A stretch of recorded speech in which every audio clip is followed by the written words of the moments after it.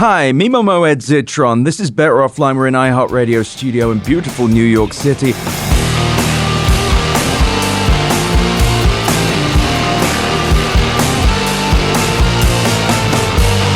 Better Offline.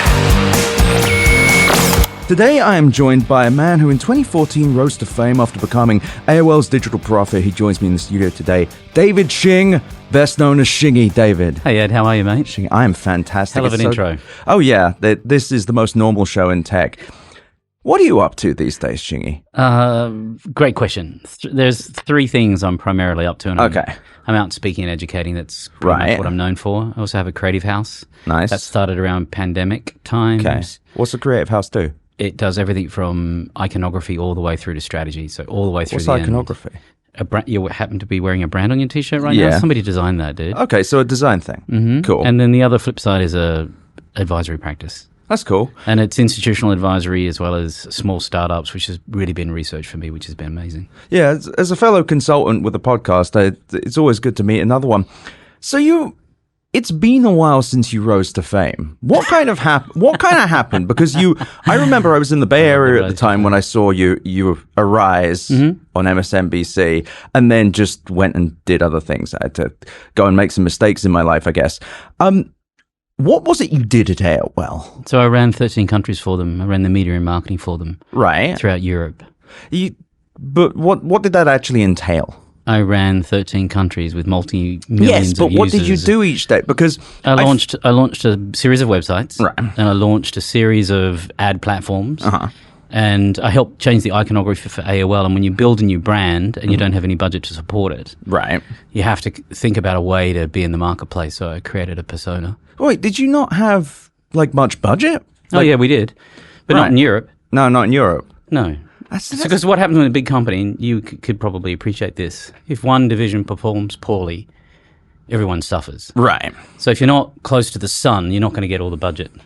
It's just how it works. It's funny because your whole thing, and I don't say this as an insult, got kind of flattened to that one picture of you with the kind of... MSNBC? Yes, the MSNBC. The cycle? Yeah, and then there was that Guardian interview. It's like, you drew a zebra?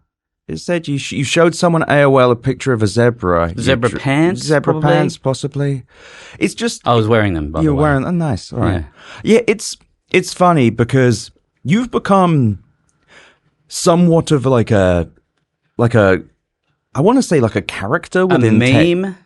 A meme. I think meme's fair, but it's more than character's that. probably a little underrated. Yeah, it's just because you have a real job, it seems, and you have this whole time, despite the fact that I've been told, oh, this guy just shows up and says he's the digital prophet, and I was genuinely curious about I'm excited. I never really told anybody the mystery. I want to hear the mystery, and the magic of it still replicates today. So I would go in and get interviews, get audiences with brands we could never be in front of. Like what? Like what brand? What kind of brands? Nike. Why couldn't AOL get in front of them? Well, they could, but they're going to just sell ads. I'm trying to sell innovation on top of the ads. Right, so much bigger than we would ever be able to do. And what would that innovation manifest as? What were you selling to Nike, for example? I know this is just an example. We invented an ad called Devil, which was like this incredible new magazine-esque style ad takeover that the IAB ended up picking up and running with. So we were just building things that were radically different than spots and dots that sales teams are selling. Right. So how do you feel about AI? How are you feeling about all this? Because look, you were part of a hype cycle. So end of 2014 was like a very hype-driven time. It's like the sexiest time in Indiegogo and Kickstarter land, I would say, back then. What do you think of AI? How do you feel about it? Do you think it's a bubble? No. It's not a bubble. It's also been around for 40, 50 years. Right. So generative AI specifically. What do I think about that? Yeah, sure. I think it's magical. Really? Yeah, it hallucinates occasionally, but I think it's great. Because if I can extend a background without having to go reshoot it, that's pretty good. And I'm able to change it out. Can you do that, though? Yeah, have you haven't checked out Firefly or I have. Photoshop? I read your Substack. I do read your blog. It's just right now, as a hype man, and I don't mean that derisively. I mean that your job is ostensibly hype. Right now, it feels like there is this marketing dissonance between Firefly, which I'm aware, and I know there are lots of people who listen to the show who are going to be very angry at me that we're even talking about Adobe AI. Calm down, everyone. It's Shingy. Allow him in. But it feels like you've got this massive business failure happening in the background, billions of dollars burned from OpenAI, but you've got some utility. How do you balance that? Like, how do you... In what characterization of it? You said generative AI and then OpenAI. So, well, I'm talking about the fact that you're hyping up something that is unsustainable right now. Which bit? I mean, the generative AI features of Firefly, for example, the same. Why is it not sustainable? Well, because OpenAI burns $5 billion a year. They still haven't worked out any profitability for any of these models. They even don't own DeepSeek Firefly. R1. Yes, but Fireflies run on generative models. So. Yeah. Right. And they help create ad performances Sure. at scale. Right. So at some point in time, these things level out. When? Because that's the thing, like the amount... When there's demand for better ads. Right. I just feel like we're a little lost within the generative AI conversation, like as an industry. Right. And I'm curious, Do you play with Runway? I've played with Sora a bit. Yeah, And I just think I found Runway to be really fucking mediocre. Well, there's a dystopian to it, which is definitely that shine will come off, and that production's going to be pretty amazing. What do you mean? Single tool that does one thing, no good. Right. But a tool that allows you to master audio without an engineer, pretty amazing. Yeah, but does that exist yet? Yeah, it does with voice AI. Because Riverside is not good. Riverside is a podcasting platform. And they have AI mastering on it. God bless them. But they're not just doing mastering. So you can upload something to something like voice AI, and it's absolutely designed for mastering. Right, but there is this massive financial problem at the side of this, that this stuff is burning so much money. And I guess you could have on-device models, but that's nowhere near what we... I don't know how you couch these two things. Supply and demand. I mean, there's a massive supply for new ways of creating different tools. Mm-hmm. And the supply cycle is incredibly wide. It feels like back in the Web 1.0 cycles. Right. But now it has different tools that are much faster to build. But the demand isn't there. You don't think so? I mean, I did a piece weeks ago, Jesus Christ, time dilation, where it was like Copilot has like 11 million monthly active users, which is pretty piss poor, and that's Microsoft's. I am hearing that there are various companies like 11 Labs which are kind of leveling out as far as user base goes. Right. What happens if this doesn't get much bigger? It just continues to do what everything else does. It tails off and becomes a niche, which is okay. You think so? Yeah, it's totally okay. So you seem quite high on it. So what are you using then? Talk to me about the AI tools you use. The obvious. I mean, I think chat's interesting. I think that Claude is interesting to help you do draft one. So those sort of tools are fine. I think Sora it seems interesting but dystopian. Runaway works okay if you can actually model it correctly. When you say dystopian, what do you mean? Over glossy, really hard to understand, depth of field. Like if you're going to be a deep practitioner, you know the sort of thing you want. Right. To try and visualize that can be very difficult. And I think that's kind of the challenge today is these tools do a remarkable amount of work. Right. It's the matter of can you get it to do the work that you want it to do without taking more time than actually doing it physically. Right. With software. So it's just software and it's curious, but it's not here's what I am seeing. Right. I'm seeing a consolidation of tools saying, here's one tool that you log into and it does all these things for you. Mm-hmm. But it does all of them only okay. Yes. So you have to splinter off and find something that does just what you want it to do. So focused. And it, better at book writing than maybe stories, or better at drawing than maybe painting a landscape. I mean, these articulations that become really just splinters of a certain technique today are all corralled into one thing. And I don't think anything does a great job. Words are great. I think the agent... I don't know if I agree on the word side. I don't... but nevertheless, and your point's made. But it's way better than me as a first edit copywriter. So yeah, but that's a skill issue, Shingy. like you could get better by writing more. Your could. Writing's good. Like, is your Substack ChatGPT written or Claude written? No, but it's I think what's interesting about the tools, I don't want to have to necessarily become very technical when I'm wanting to shoot an idea of a landscape or something. By the way, I'm only using my own images and only purposely not using anything generative. It's all like photos from my own photo library. Right. So no stock, no generative, because until it's actually really good, as much as I'm an advocate for it, I'm a better believer in craft than I am then. So can these tools, like mastering, for example, of sound, love that. Love that for a tool because I have no clue how to bring EQs up. I have no clue how to bring in any depth within a voice. I have no clue on that. So God bless. And do you use it for that? Like you actually use it? What do you use for mastering it? I use voice. I think it's voice.ai. I've used a couple of them. Yeah.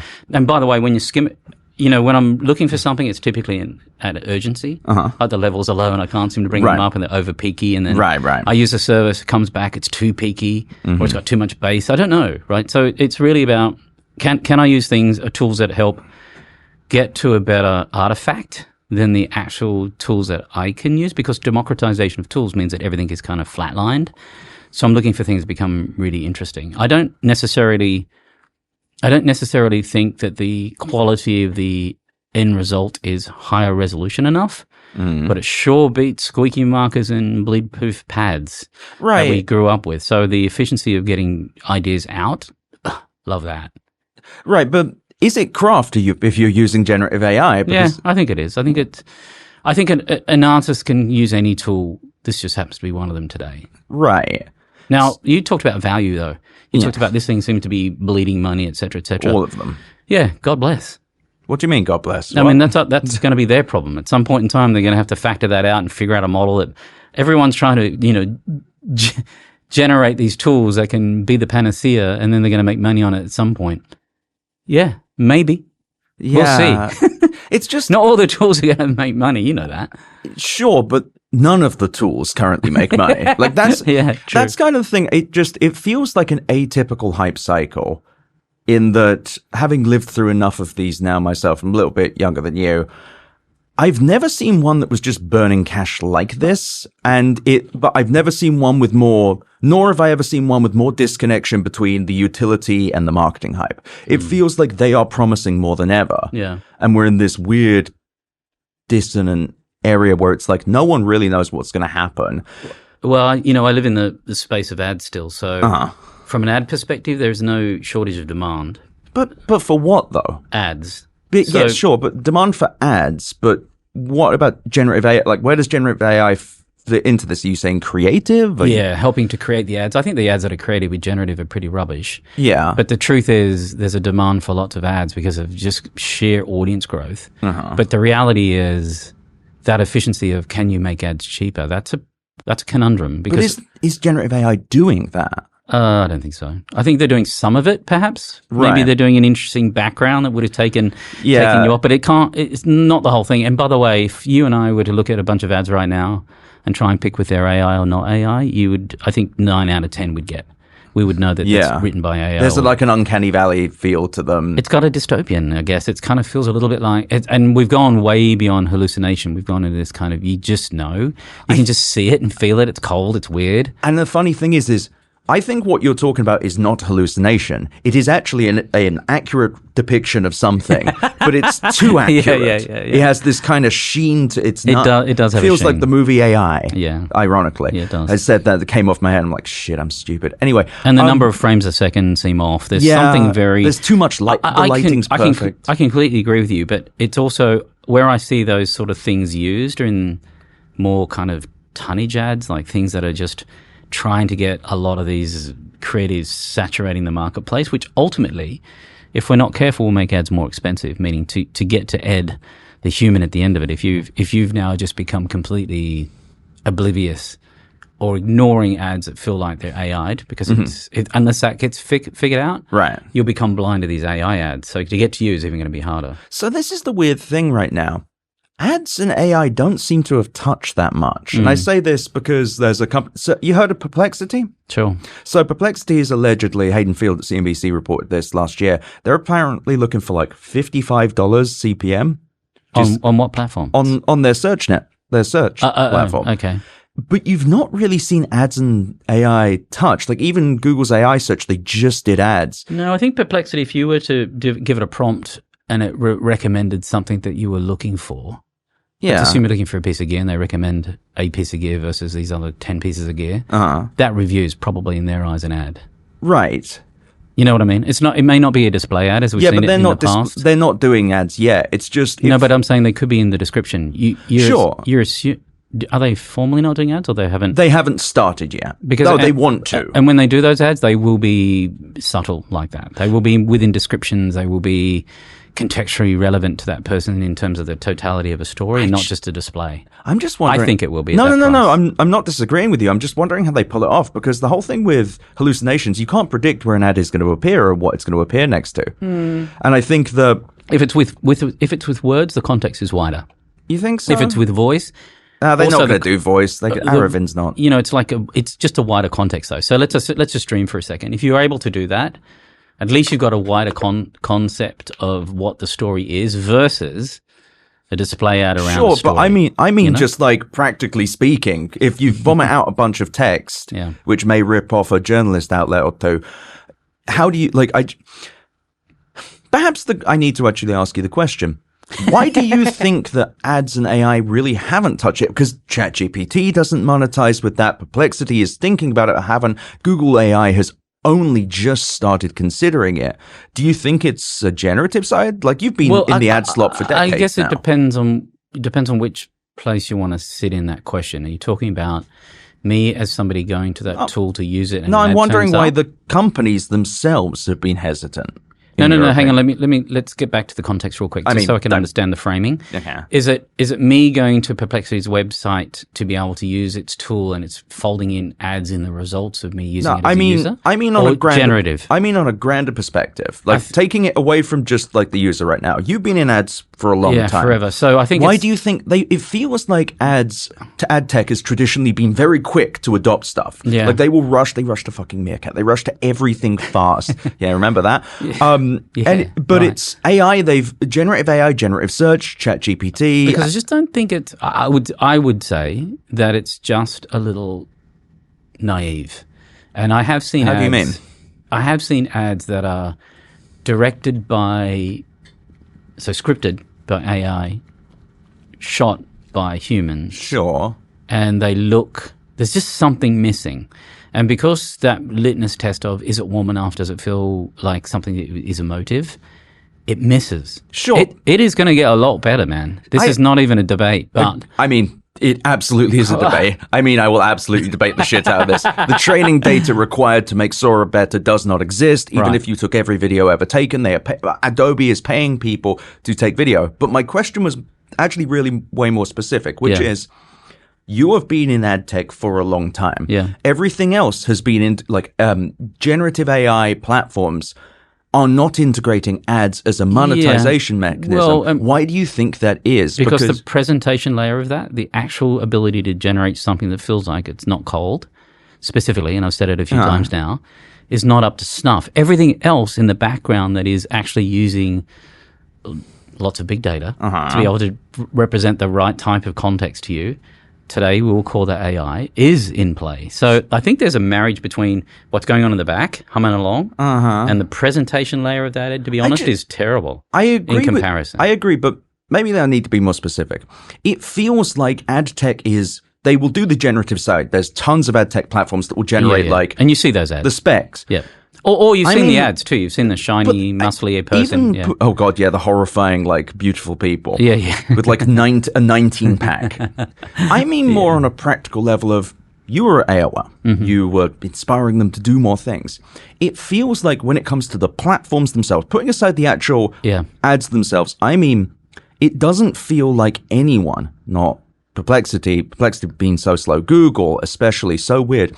It feels like they're hesitant to attach ads to these platforms at all. Ads to the platforms? Yeah, as in they haven't integrated, because ad tech loves integrating shit. They love putting stuff on stuff, but it feels like they've stepped away from it. Like they had, and maybe because of, that's a really interesting question. Maybe it's because it's just, it's an interface for creation, and they don't want to actually bastardize it with ads today. It might be that. It might be that pure. It might be that pure. I wonder if it's difficult to integrate because, or where would you? Because the interface today feels a bit like Wikipedia meets Answers.com. It feels a bit kind of retro, Yeah. And because it's a new interface, the only way to put the context around it is in the context of what you're generating, and it's software. And that's random ads. Every time. And it's also software equals ads. So if we roll this back to the early 90s, mid-90s, there were holes cut across websites for display ads, and those formats were accredited. Now it's so there is a little bit of through line that feels like it's consistent, but it's not a consistent interface that feels like it wrap ads around it, particularly on mobile, but desktop probably more so. And like this wasn't meant to be an oppositional question. It's just fascinating to me. Because I don't think it is. I think it's a really good question because I would say that but the reason why I keep on asking for a pointed question to the question is that you've got creation tools and you've got consumption tools. Yeah. And at times they're the same thing. Sure. So if you look at chat or if you look at if you look at Claude, they're the same thing. So you're in there creating as a creator as well as somebody who's consuming.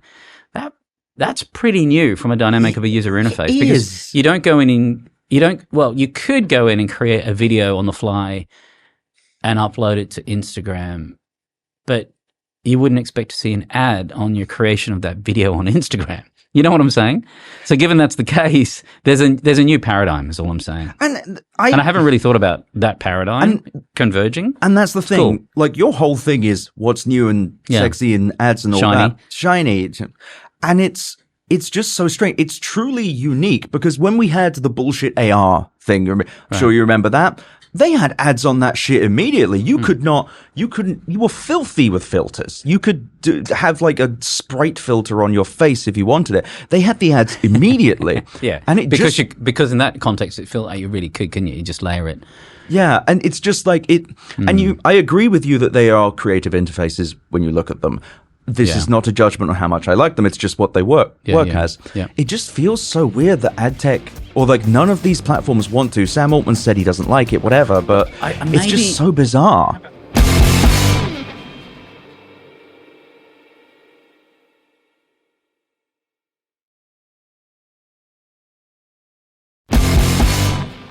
What about the fact that the gold rush of AI happening now is also part of the fallout of the euphoria of the Web3 NFT blockchain world? How do you mean? And what I mean by that is that was all the attention. If we met, I don't know, on this particular show 3-4 years ago, that's probably all you'd talk about. I mean, this show didn't exist 3 years ago, but I was on that shit. But if we were, you know what I'm saying? So, but that has kind of, that isn't as quite hypey as it is today. So what I'm saying, if people are saying Web3, the future of that's more puristic, we haven't seen a world like this is going to be incredible, let's buy land in it, blah, blah, blah. Perhaps the positioning of what does this new web, better web look like, jamming ads in it is just like having the uninvited guest to the party. I don't know if early. I feel like it's a utopian thing. It's just the idea of any of these companies being like, oh, well, we don't want to fuck up the internet. I mean, look at Google search. I mean, there is no greater vector that has fucked up the internet. Prabhakar Raghavan, piece of shit.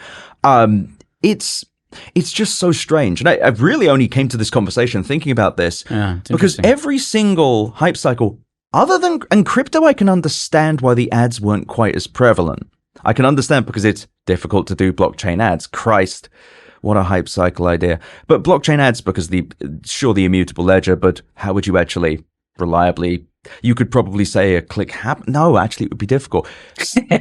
Yeah, attribution across that would be challenging. But I also think, but to on your point, I don't know why, to be honest, but I do think maybe it's always an outcome.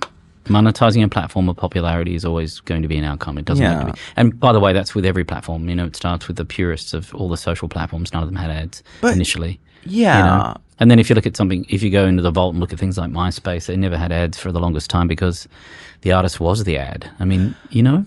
Sure. Does that make sense? Yeah, but I'm just thinking, I'm having one idea, which is very difficult for my brain. It almost feels like these hype cycles have failed because they haven't found an ad thing. All of the previous ones, the internet is built on advertising, as you well know, but none of them, not metaverse, not crypto, not generative AI, have found a stable ad income. And I have to wonder if it might be that the subscription model is not scalable, or at least it doesn't scale to the dollars that advertising can provide, which most of tech is dependent on. Yeah, for sure. I mean, the subscription dollars versus the ad dollars is still that. Pathetic, yeah. Forget about it. But there's something really interesting about that popularity, though. We're still in this world of popularity, right? Until you get scale, you don't have an audience that actually you can monetize. But it still comes down to, I think, these two interfaces are in conflict because you've got consumption and creation happening on the same platform. Right. Which I think is incredibly unique. It is unique. And however I feel about generative AI, there hasn't been something like this shit before, which is, I find it deeply annoying and all of it frustrating, and the environmental and the theft and all of that, and the fact it's actually the people it's put out of jobs feel like people who are already vulnerable as well, like art directors and like freelance audio people and freelance creatives are the ones getting fucked by this.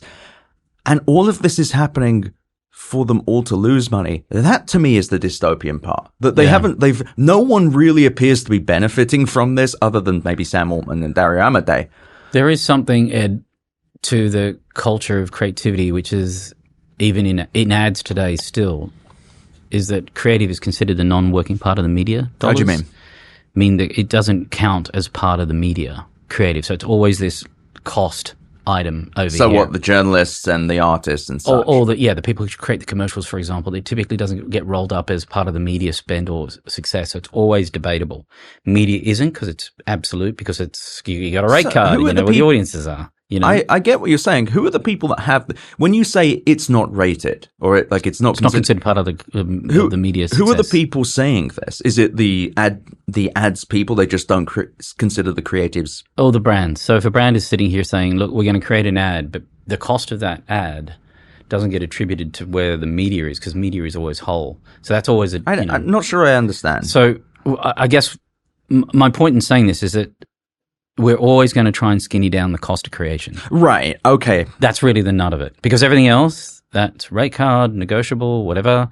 But the actual physical cost of the thing that gets placed, that always seems to be a stepchild. Yeah. No, that's a shame. And so when you talk about vulnerability, I completely agree with that. Yeah. But the flip side of that is all of these efficiency tools that we see, and AI is considered one of those today. Mm-hmm. Because generative is just one part of it, which is still trying to find, I believe, its way. I find some things that are really kind of amazing. Right. But not all the time. Like I wouldn't be using it all the time. But you can't. It is not reliable enough. Good point. No, I wasn't even trying to gotcha that, but you just can't right now. And it's also, it's not higher resolution enough. There's many reasons why. But it does get you to mediocre faster. And so at least that allows you to be able to I'm not disagreeing, but so at least make those decisions and say, obviously that's a bad idea, we're not going to go forward with it, as opposed to somebody polishing 10 great ideas or 10 mediocre ideas and finding out there's one should have been executed faster, better, sooner.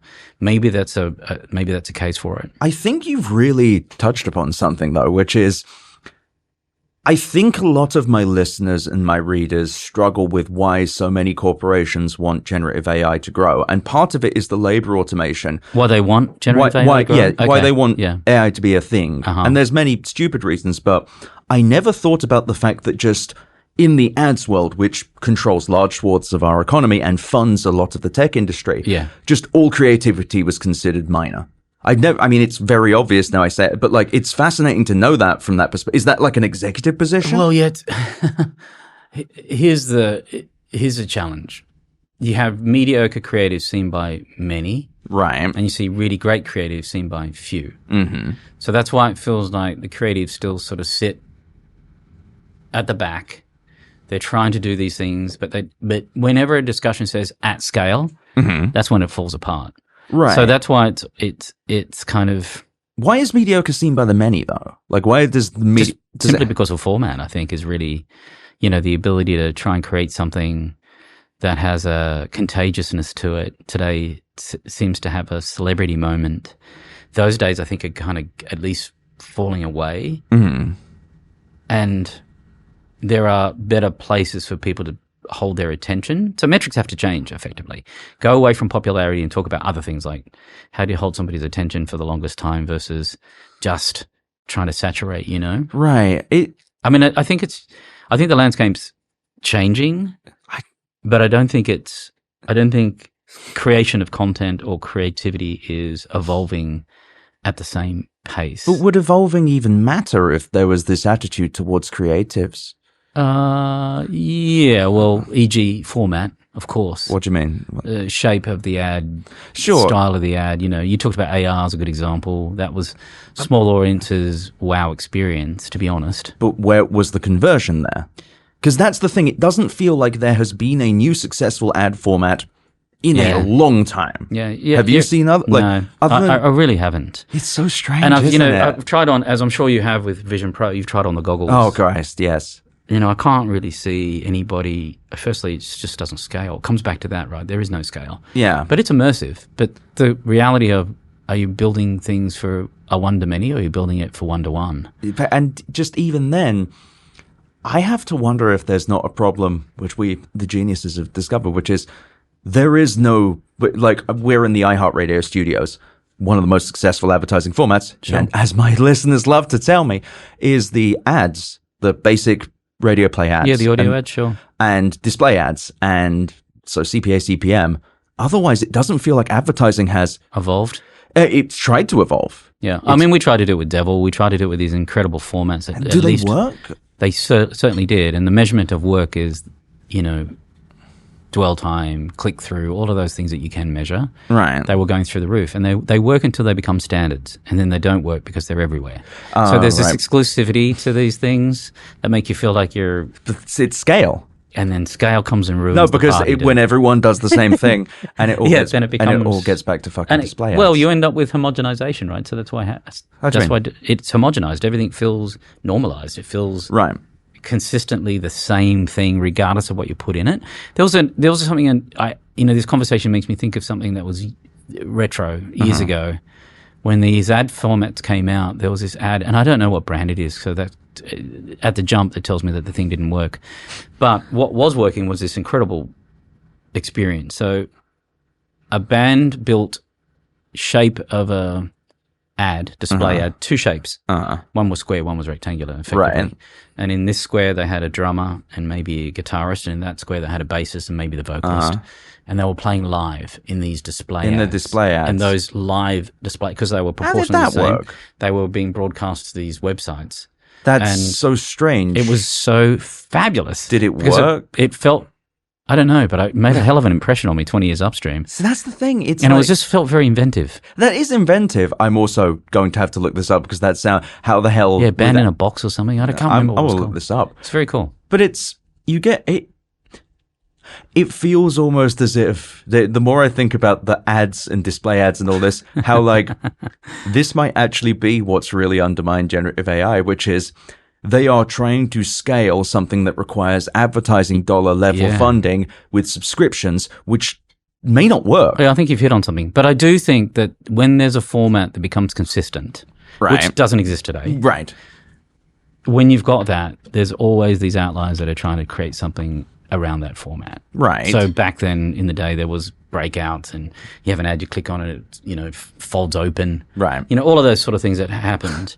All of that stuff was really just to say, here's the format that we've all decided is important. We're going to put this value on top of it that makes it feel like it's really different.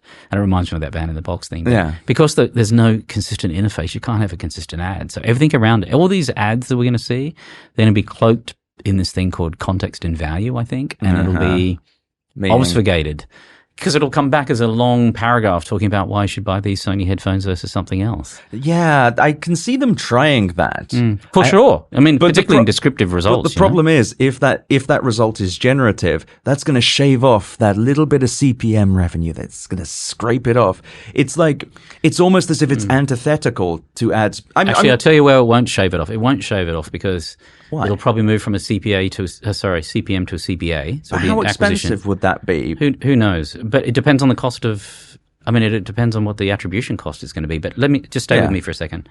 If it moves from cost per million or thousands to cost per acquisition, then there is a direct cost because that ad is generated one-to-one. Right. So that it isn't a many-to-many model; it's a one-to-many. Sorry, it's actually a one-to-one generative. So I'm able to produce an ad that feels highly tailored to Ed and his needs. But that should be highly valuable, I suspect. Should be, but the hallucination when you scale it to 1 million people is the thing. But you don't have to scale it, is what I'm saying. Yes, you do. No, you don't. You don't. Because if people aren't, if you're searching generally for an ad Some headphones. We're searching for some headphones and you're presented with an ad for headphones. If it's generating for each person, say 1 million people see this ad and it is one-to-one, it's still generated with fresh. At one point, it's going to hallucinate. It's just... Right. I'm not saying you're necessarily wrong with the idea. It's just the scale. It's not completely thought out, I can tell you that. No. But I love what the scale. Yeah. And it's like... But the scale is a challenge. Period, full stop. With generative AI, it's... I just have to wonder if this is not part of the economic failure because it scales, but when you try and scale it in the traditional tech software way, subscriptions, they're not making enough money with it. But even when you try and put it into ads, ads are by definition going to be scaled to millions, hundreds of millions of people to make any money. And if you're doing generative, you're going to have things like Google telling you to eat rocks. I will tell you that I think this conversation isn't ready for that type of architecture because the generative tools are designed for generating. They're not designed for consuming. Sure. So I don't think there's a mass. I don't think the volume of people is at a point where average people are going to consume things based on search criteria as a new rhythm. I mean, that's how Google makes all its money. And that's Google. But if you're talking about these other tools that are thinking about how they actually monetize, it's from a creative perspective, not from a consumption. Yeah, I was just talking at scaling generative AI as an ad tech tool or an ad tool. And in your reference to that example with Google, I'd be surprised if they're not at least trying that. They just started trying, but it's funny. It's just in their search results. In their search, they as opposed just to started Gemini tools. You know? Yeah, well, no, they're now putting Gemini front and center, which is so funny. It's just like it definitely crowds out their homepage. Let's just say that. Well, that's the thing. Like Google's in this really weird spot now, and. Actually, do you think it's a catch-up spot? Tell me when you say weird. Define that some more. Well, I mean, the Google search has never been worse. Right, it's definitely the worst it's ever been. It's a little bit like Craigslist of the 90s, yes. By comparison, Craigslist information was relatively validated. I mean, you didn't have Craigslist optimization experts, and if you did, I'd love to meet them. But it's Google's position right now is they're behind on AI, even though it's like being the first to eat out of the toilet, in my opinion. They're behind on AI. Their ad traffic is slowing. Like everything is kind of contracting with them, and they're desperate. And people hate these AI search results. So yeah, they are in a weird spot. But on top of it, I think we've actually noticed one thing, which is the core economics of tech are around ads, and ads have been the same for like 15 to 20 years. They've had. I agree. I mean, ads at scale. Sure. So it's the at scale question that comes back to that because everything sounds great in that statement until you say at scale. Exactly. And that's kind of the world. Oh, mate, you'll hear that at the creative brief stage where it's like, how can we do this? But it needs to scale. I'm like, wow, but that's not. Take that out of the vernacular of ads. Take that out of the vernacular of media. Everything is trying to scale. The beauty industry is trying to do things at scale. They're trying to do things at a high volume. I mean, this is just part of the vocab. It's an attempt to do something at scale with nuance, which is almost impossible, I imagine. Yeah, that's a good observation. I mean, look at the Super Bowl commercials. They're all insane. That every single Super Bowl commercial is like either old people doing something that young people do, or 11 celebrities. Right. And I was watching lots of retro soundtracks. Exactly. Yeah. And like big noises. And I feel very stupid because now I understand they are trying to create something that everyone could enjoy. Man, I know so little sometimes. But that's, I mean, the truth of that is. To matter for everybody means you matter for nobody. Yeah. And that analogy rings true there. So there's something nostalgic and comfortable and okay, but everything around it has to be super weird to try and make it fit, you know, in that example. But, I think the Super Bowl is a really good example of, it's a moment, right? The rest of, I don't know what happens on daytime TV, but those sort of ads don't turn up there, I suspect. Yeah, because you would also be spending so much money on all of it. You'd know more about the economics.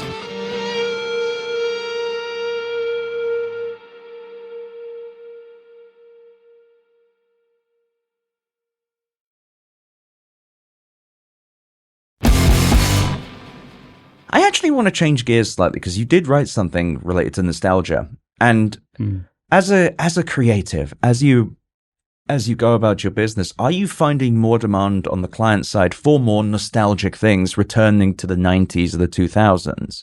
Are you finding any of that? Yeah, it's not a date stamp. Yeah, it's just a feeling, and that nostalgic vibe is. I think it's a throwback to look. We're in a room right now that has a lot of nostalgia in it, mate. These buttons couldn't be more big. Oh, I love them. And these sort of analog knobs, and you know what I mean? Yeah.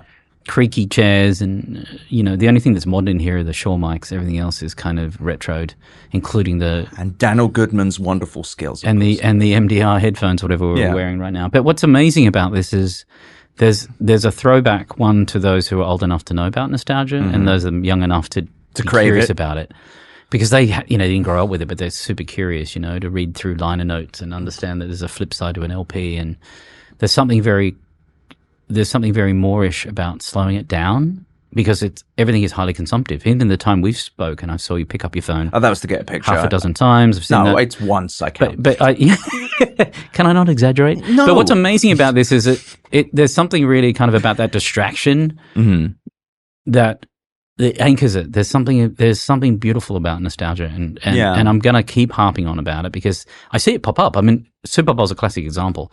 I think I counted like 11 songs or something. Ed, I'm gonna misquote that, but I could pick everything from bloody Huey Lewis to Journey or something, and I'm like, my God, firstly, what happened, and secondly, is this the only thing we have as this throwback? There's something really unique about it. I have to wonder if it's not a bit of trying to ignore reality as well. You talk about, no, I don't mean it in a bad way. No, I mean, when you totally look at the news, it sucks. When you look at like everything kind of sucks.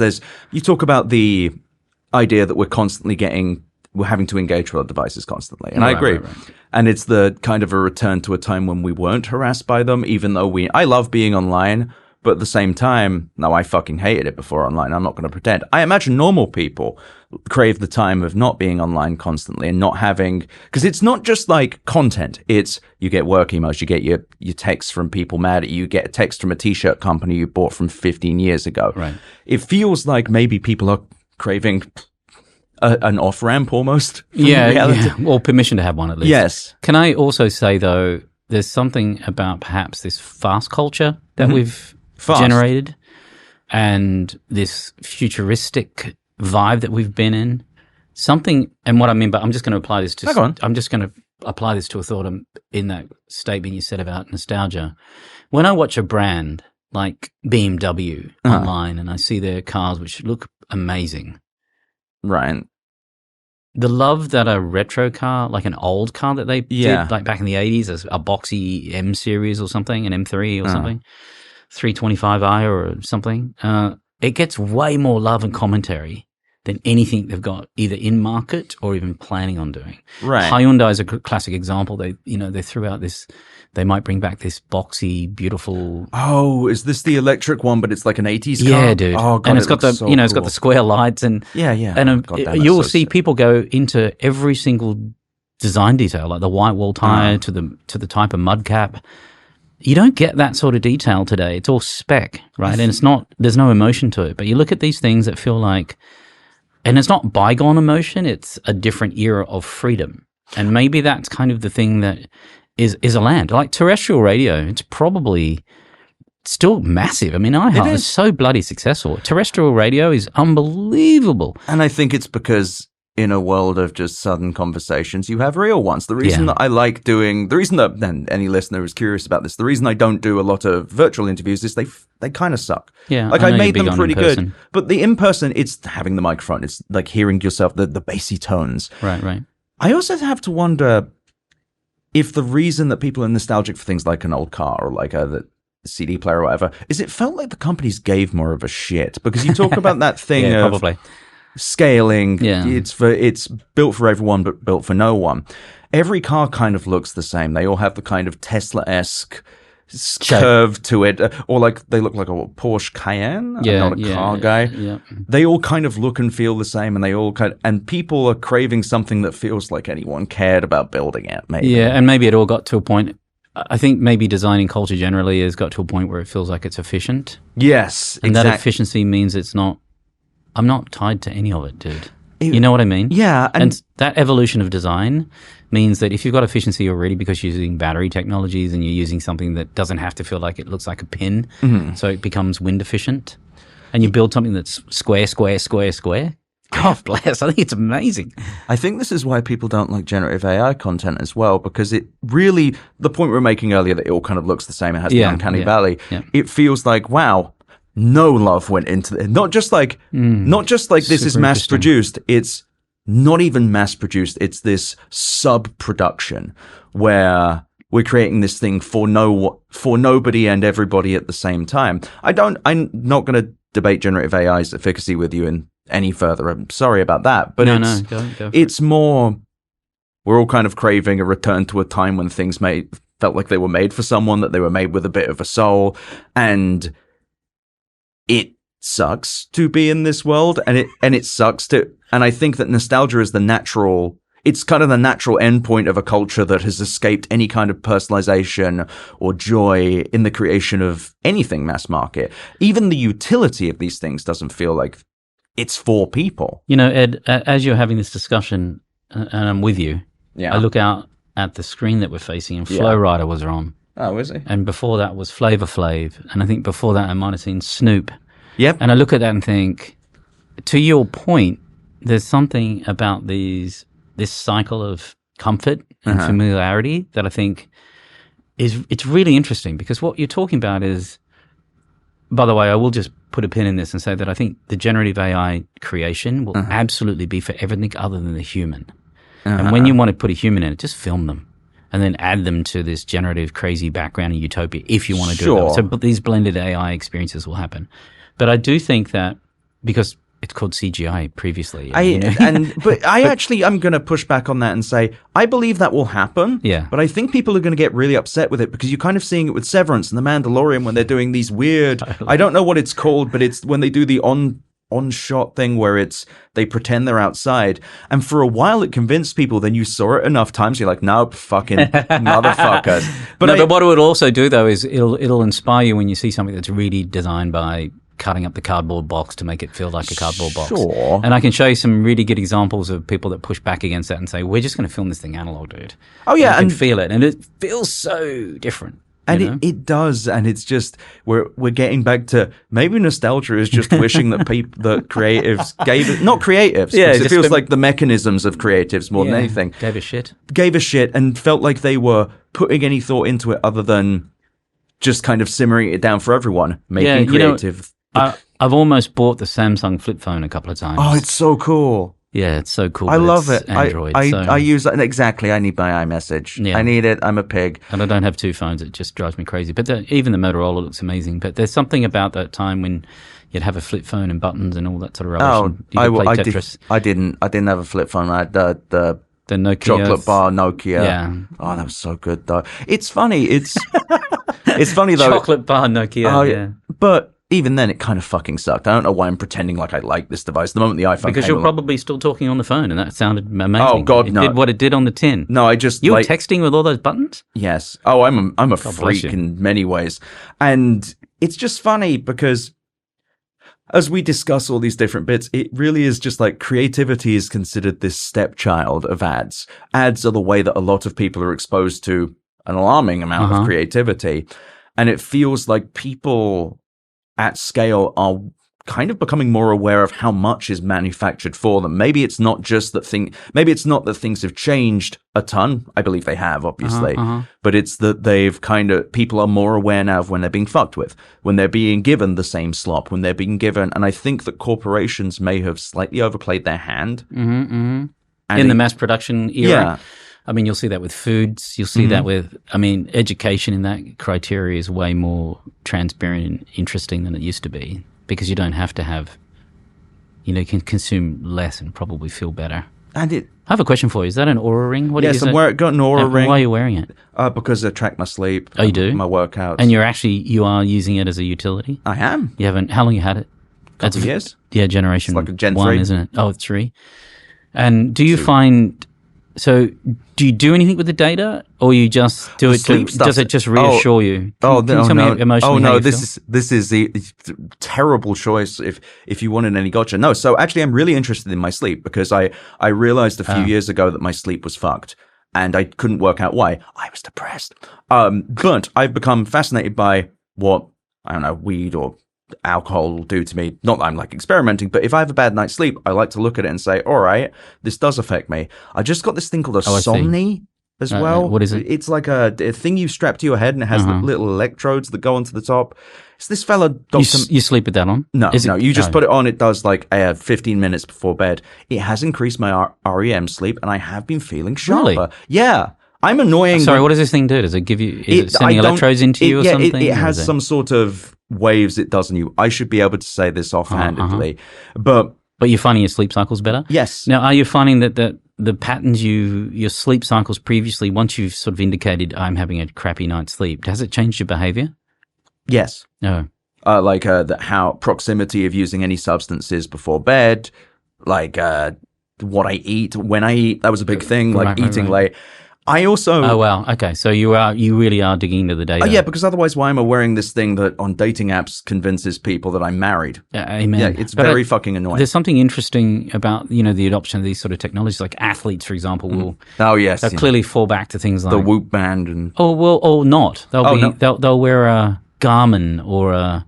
Oh. Like they'll wear these technologies that have been around for a long time for athletes, but, the iWatches of this world or, iWatch. Yeah. No. That just means you've been around a while. You're just still saying the shit before they'd even announced it. But yeah, but what's interesting to me is the subtlety of technology. While it calms down and gives you what you need, hopefully that changes your psychology. Now you don't necessarily see that on the phone because all the phone does is kind of distract you or take you down a rabbit warren. And so I was just super curious about what your behavior is, your relationship with that sort of tech. But it is because I pushed away from all of it. I generally do. Like with my workouts, I track my calories, and that is emotional. Yeah, good on you.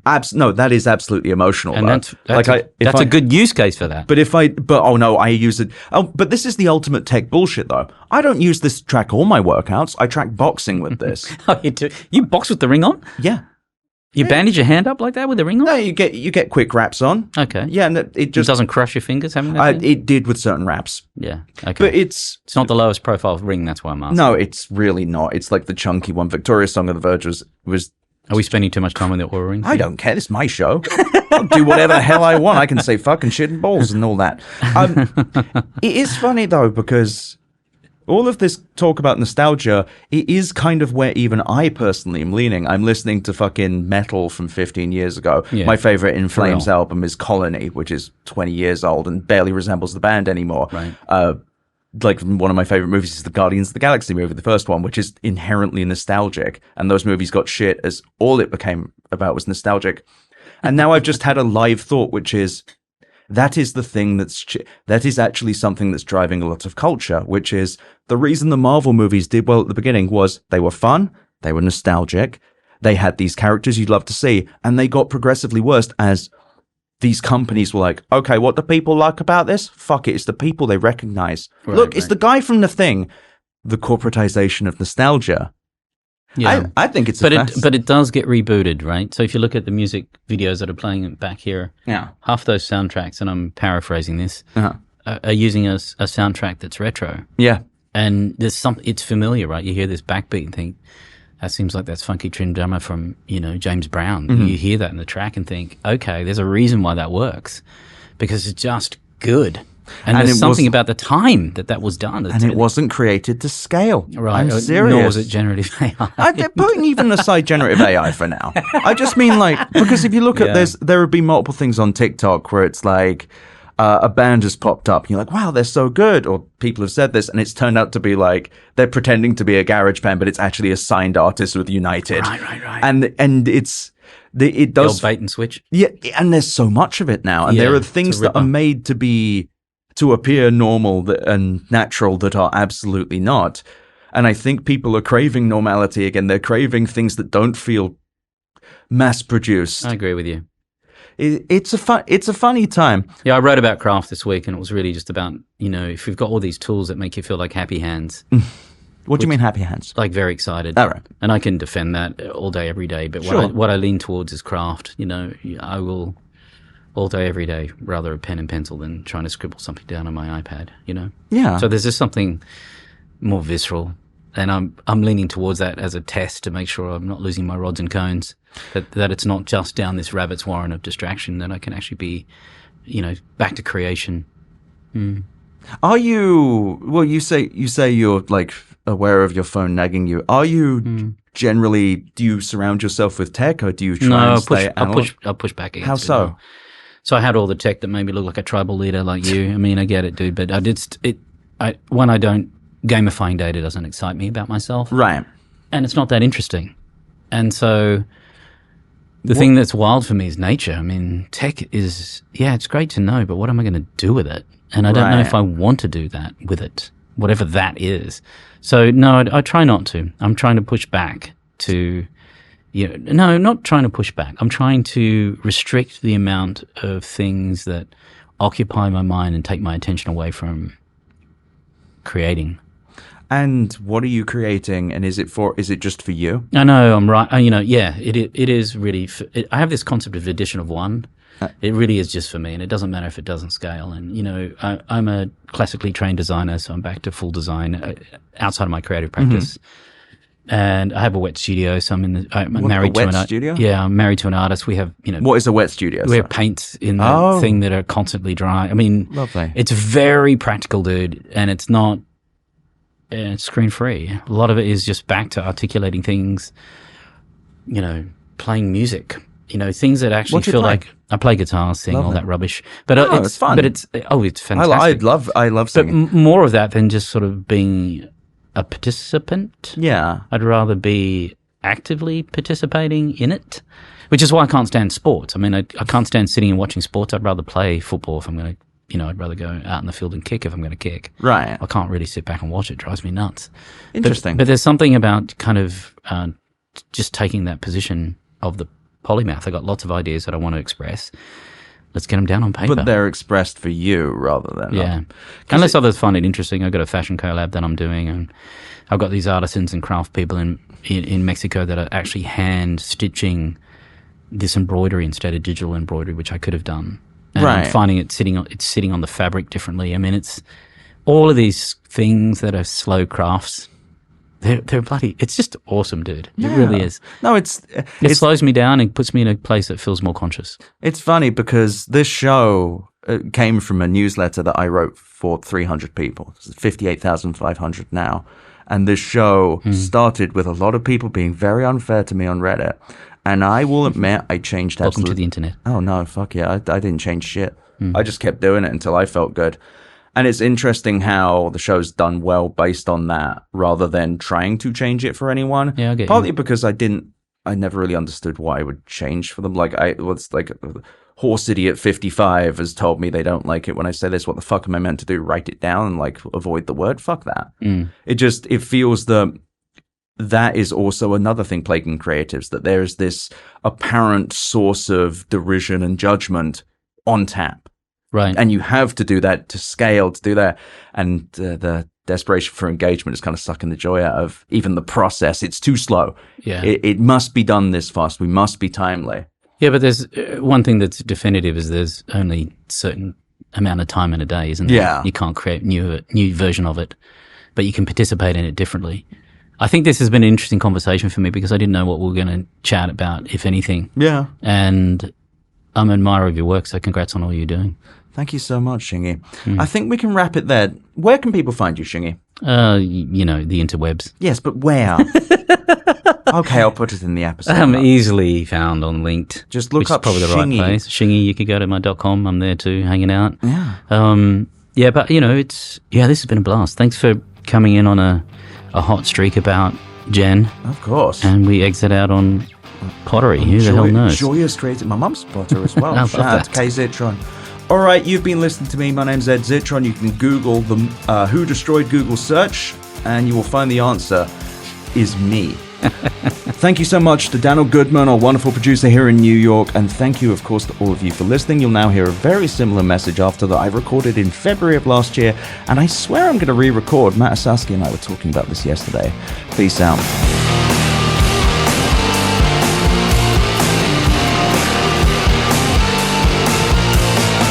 Thank you for listening to Better Offline.